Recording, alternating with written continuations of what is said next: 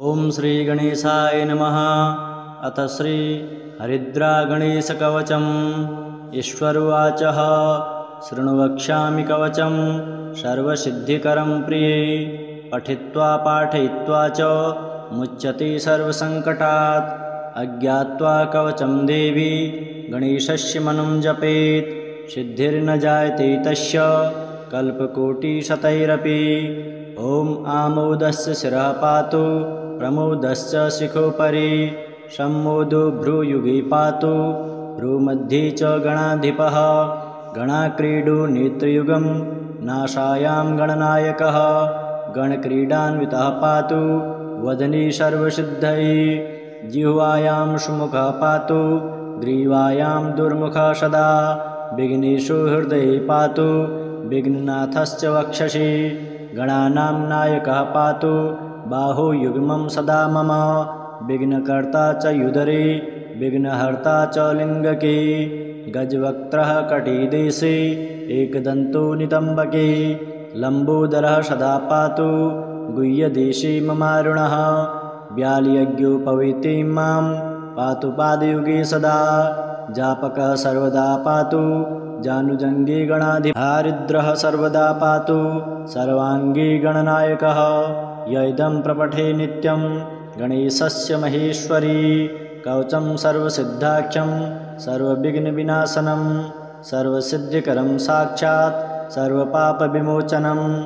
सर्वसम्पत्प्रदं साक्षात् सर्वदुःखविमोक्षणं।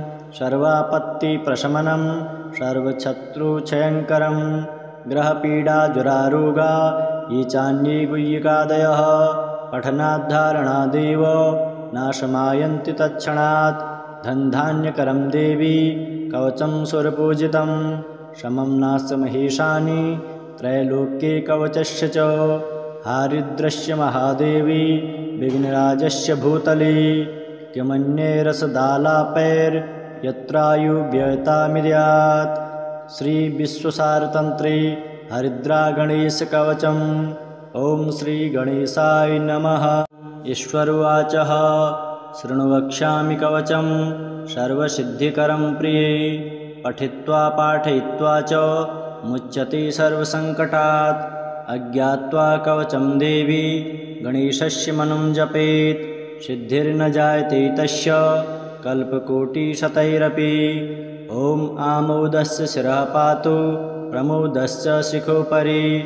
सम्मोदो भ्रूयुगे पातु भ्रूमध्ये च गणाधिपः। गणाक्रीडो नेत्रयुगं नासायां गणनायकः।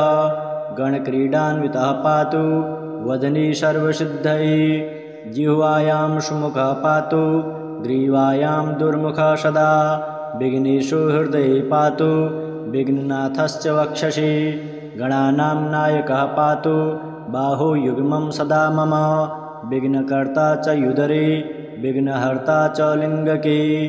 गजवक्त्रः कटिदेशे एकदन्तो नितम्बके। लम्बोदरः सदा पातु गुह्यदेशे ममारुणः। व्यालयज्ञोपवीते मां पातु पादयुगे सदा। जापकः सर्वदा पातु जानुजङ्गे गणाधिपः। हारिद्रः सर्वदा पातु सर्वाङ्गे गणनायकः। य इदं प्रपठे नित्यं गणेशस्य महेश्वरी। कवचं सर्वसिद्धाख्यं सर्वविघ्नविनाशनं। सर्वसिद्धिकरं साक्षात् सर्वपापविमोचनं। सर्वसम्पत्प्रदं साक्षात् सर्वदुःखविमोक्षणं। सर्वापत्तिप्रशमनं सर्वशत्रुक्षयङ्करं। ग्रहपीडाजुरारोगा ये चान्ये गुह्यकादयः। पठनाद्धारणादेव नाशमायन्ति तत्क्षणात्। धनधान्यकरं देवी कवचं सुरपूजितं। समं नास्य महेशानि त्रैलोक्ये कवचस्य च। हारिद्रस्य महादेवी विघ्नराजस्य भूतले। किमन्ये रसदालापैर्यत्रायुव्ययतामिद्यात्। श्रीविश्वसारतन्त्रे हरिद्रा गणेशकवचम्। ॐ श्रीगणेशाय नमः। ईश्वरुवाचः शृणु वक्ष्यामि कवचं सर्वसिद्धिकरं प्रिये। पठित्वा पाठयित्वा च मुच्यते सर्वसङ्कटात्। अज्ञात्वा कवचं देवी गणेशस्य मनुं जपेत् सिद्धिर्न जायते तस्य कल्पकोटिशतैरपि। ॐ आमोदस्य शिरः पातु प्रमोदस्य शिखोपरि सम्मोदो भ्रूयुगे पातु भ्रूमध्ये च गणाधिपः गणाक्रीडो नेत्रयुगं नासायां गणनायकः गणक्रीडान्वितः पातु वदने सर्वसिद्धये जिह्वायां सुमुखः पातु ग्रीवायां दुर्मुखः सदा विघ्नेषु हृदये पातु विघ्ननाथश्च वक्षसि गणानां नायकः पातु बाहुयुग्मं सदा मम विघ्नकर्ता च युदरे विघ्नहर्ता च लिङ्गके गजवक्त्रः कटिदेशे एकदन्तो नितम्बके लम्बोदरः सदा पातु गुह्यदेशे ममारुणः व्यालयज्ञोपवीतिं मां पातु पादयुगे सदा जापकः सर्वदा पातु जानुजङ्गे गणाधिपः सर्वदा पातु सर्वाङ्गे गणनायकः य इदं प्रपठे नित्यं गणेशस्य महेश्वरी कवचं सर्वसिद्धाख्यं सर्वविघ्नविनाशनं सर्वसिद्धिकरं साक्षात् सर्वपापविमोचनं सर्वसम्पत्प्रदं साक्षात् सर्वदुःखविमोक्षणं सर्वापत्तिप्रशमनं सर्वशत्रुक्षयङ्करं ग्रहपीडाजुरारोगा ये चान्ये गुह्यकादयः पठनाद्धारणादेव नाशमायन्ति तत्क्षणात् धनधान्यकरं देवी कवचं सुरपूजितं शमं नास्य महेशानि त्रैलोक्ये कवचस्य च हारिद्रस्य महादेवी विघ्नराजस्य भूतले किमन्ये रसदालापैर्यत्रायुव्ययतामिद्यात् श्रीविश्वसारतन्त्रे हरिद्रागणेशकवचम् ॐ श्रीगणेशाय नमः।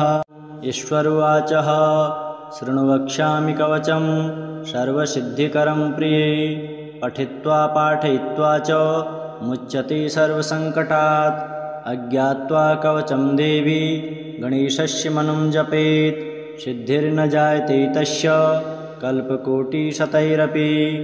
ॐ आमोदस्य शिरः पातु प्रमोदस्य शिखोपरि सम्मोदो भ्रूयुगे पातु भ्रूमध्ये च गणाधिपः गणाक्रीडो नेत्रयुगं नासायां गणनायकः गणक्रीडान्वितः पातु वदने सर्वसिद्धये जिह्वायां सुमुखः पातु ग्रीवायां दुर्मुखः सदा विघ्नेषु हृदये पातु विघ्ननाथश्च वक्षसि गणानां नायकः पातु बाहुयुग्मं सदा मम विघ्नकर्ता च युदरे विघ्नहर्ता च लिङ्गके गजवक्त्रः कटिदेशे एकदन्तो नितम्बके लम्बोदरः सदा पातु गुह्यदेशे ममारुणः व्यालयज्ञोपवीतिं मां पातु पादयुगे सदा जापकः सर्वदा पातु जानुजङ्गे गणाधिपः सर्वदा पातु सर्वाङ्गे गणनायकः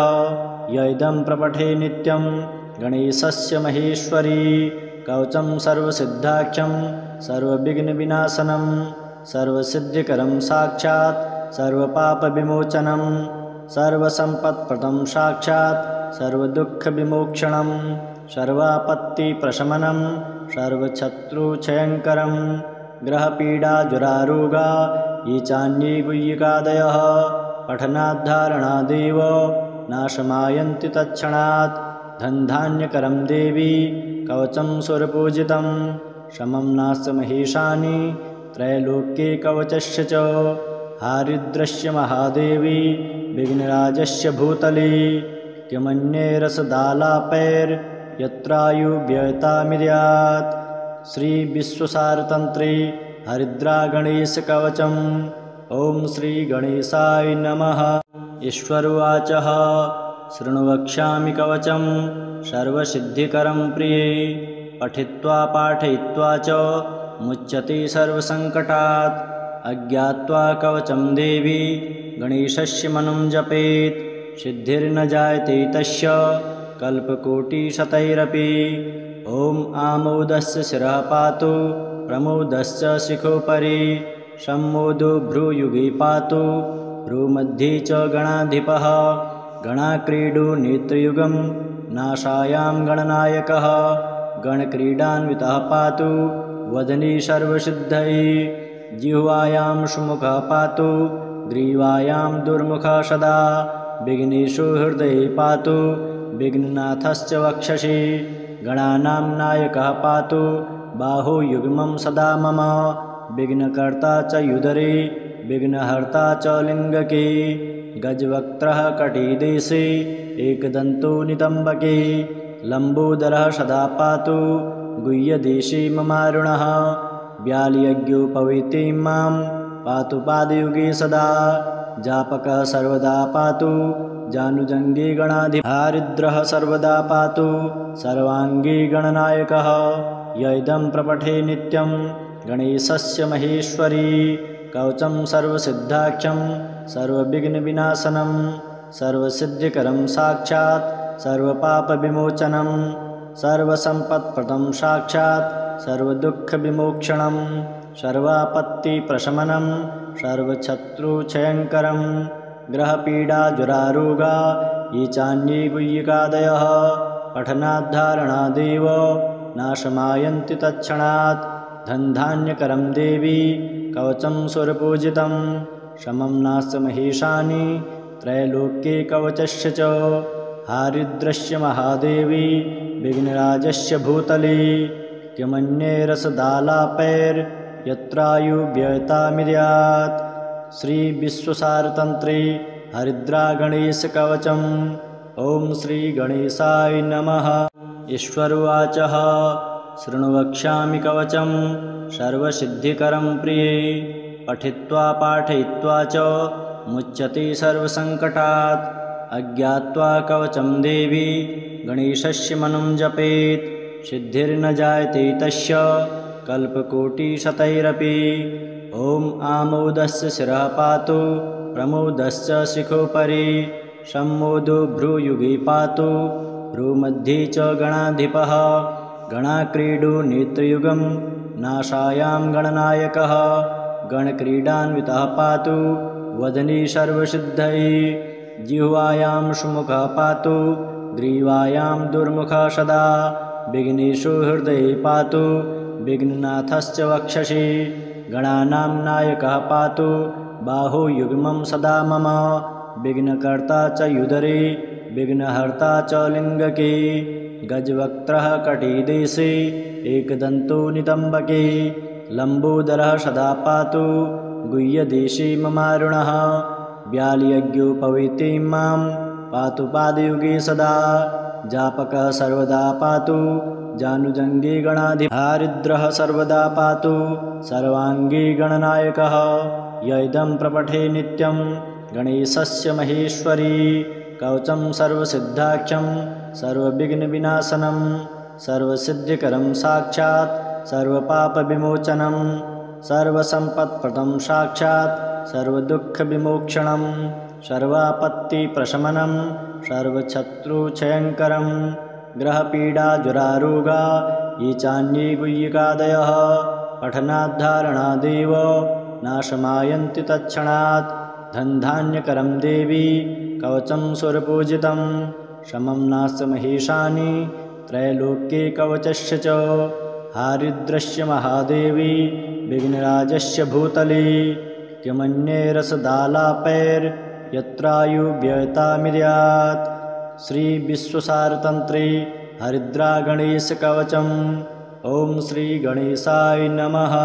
ईश्वरोवाचः शृणु वक्ष्यामि कवचं सर्वसिद्धिकरं प्रिये पठित्वा पाठयित्वा च मुच्यते सर्वसङ्कटात् अज्ञात्वा कवचं देवी गणेशस्य मनं जपेत् सिद्धिर्न जायते तस्य कल्पकोटिशतैरपि ॐ आमोदस्य शिरः पातु प्रमोदस्य शिखोपरि सम्मोदो भ्रूयुगे पातु भ्रूमध्ये च गणाधिपः गणाक्रीडो नेत्रयुगं नाशायां गणनायकः गणक्रीडान्वितः पातु वदनी सर्वसिद्धये जिह्वायां सुमुखः पातु ग्रीवायां दुर्मुखः सदा विघ्नेषु हृदये पातु विघ्ननाथश्च वक्षसि गणानां नायकः पातु बाहुयुग्मं सदा मम विघ्नकर्ता च युदरे विघ्नहर्ता च लिङ्गके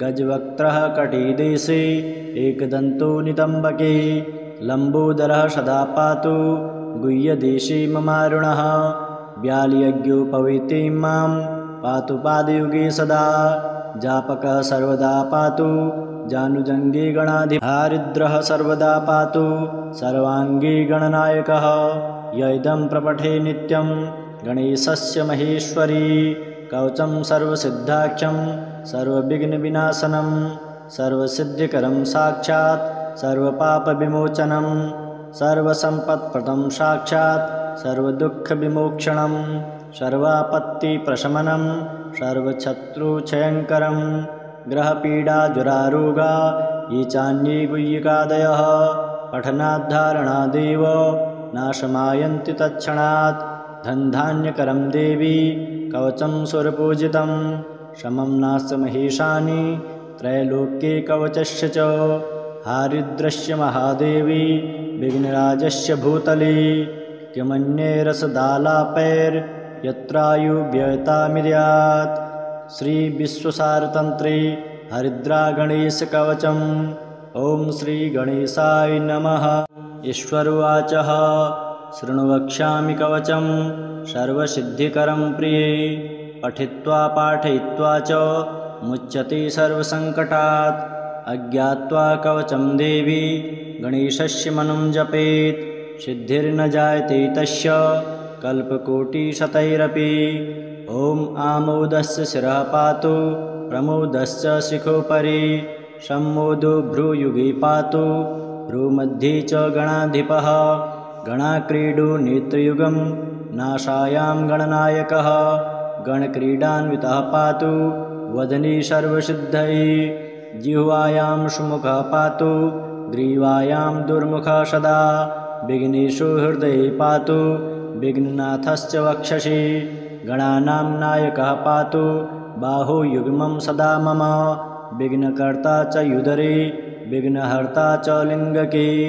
गजवक्त्रः कटिदेशे एकदन्तो नितम्बके लम्बोदरः सदा पातु गुह्यदेशे ममारुणः व्यालयज्ञोपवीतिं मां पातु पादयुगे सदा जापकः सर्वदा पातु जानुजङ्गे गणाधिपः सर्वदा पातु सर्वाङ्गे गणनायकः य इदं प्रपठे नित्यं गणेशस्य महेश्वरी कवचं सर्वसिद्धाख्यं सर्वविघ्नविनाशनं सर्वसिद्धिकरं साक्षात् सर्वपापविमोचनं सर्वसम्पत्प्रदं साक्षात् सर्वदुःखविमोक्षणं सर्वापत्तिप्रशमनं सर्वशत्रुक्षयङ्करं ग्रहपीडाजुरारोगा ये चान्ये गुह्यकादयः पठनाद्धारणादेव नाशमायन्ति तत्क्षणात् धनधान्यकरं देवी कवचं सुरपूजितं शमं नास्य महेशानि त्रैलोक्ये कवचस्य च हारिद्रस्य महादेवी विघ्नराजस्य भूतले किमन्ये रसदालापैर्यत्रायुव्ययतामिद्यात् श्रीविश्वसारतन्त्रे हरिद्रागणेशकवचम् ॐ श्रीगणेशाय नमः।